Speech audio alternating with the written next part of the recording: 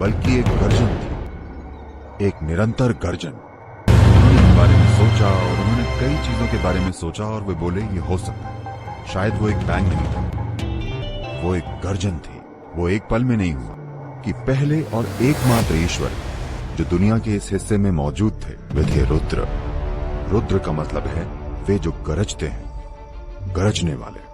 तो उन्हें रुद्र इसलिए कहा गया क्योंकि यही सृष्टि की शुरुआत है, क्योंकि ये एक गर्जन है। वैज्ञानिक इसे बैंग कहते हैं। अब वैज्ञानिक बैंग के सिद्धांत को वापस ले लें कि एक बिग बैंग हुआ था। वे कह रहे हैं कि कई बैंग हुए थे।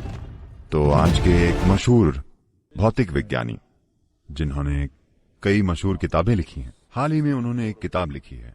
मैंने वो पढ़ी नहीं, मैं उनसे मिला। उन्होंने एक किताब लिखी है, एंडलेस यूनिवर्स।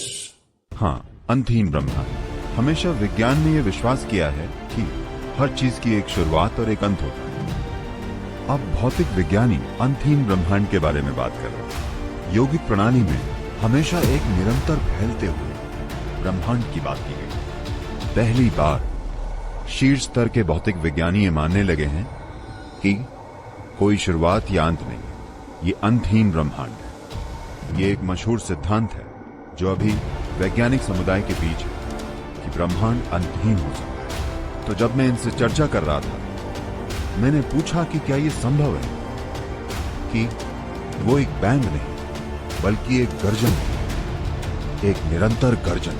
उन्होंने इस बारे में सोचा और उन्होंने कई चीजों के बारे में सोचा और वे बोले ये हो सकता है। शायद वो एक बैंग नहीं था, वो एक गर्जन थी।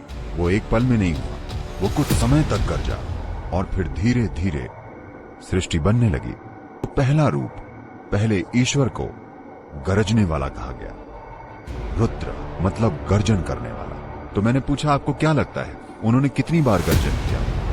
वो बोले हम कह नहीं सकते। हम कह नहीं सकते क्योंकि हमारे पास जानने का कोई तरीका नहीं है कि कितनी बार, लेकिन निश्चित रूप से उन्होंने एक से ज्यादा गर्जन की थी। फिर मैंने कहा किसी दिन अगर आपकी खोज आपको वहां पहुंचाती है तो इसे एक सहायक चिन्ह के रूप में रखिए कि वे 84 बार गरजे थे। उन्होंने पूछा आप कैसे जानते हैं, किस आधार पर ये कह रहे हैं? मैंने कहा अपने सिस्टम में देखकर मैं कह रहा हूं कि सृष्टि ने 84 बार गर्जन किया है और ये आगे भी कई गर्जन करेगी। ये कुल मिलाकर 112 बार गर्जन करेगी। जब ये आखिरी बार गर्जन करेगी तब कोई शुरुआत और कोई अंत नहीं होगा, ये शाश्वत सृष्टि होगी। वो बहुत दूर है, पर मैंने उनसे कहा कि आप 84 को किसी तरह के सहायक स्तंभ के रूप में रखिए। आपके पास मशीन और गणित है। मैंने एक और एक कितना है ये भी नहीं सीखा। आपने ये सभी चीजें सीखी हैं, आप उन पर काम कीजिए।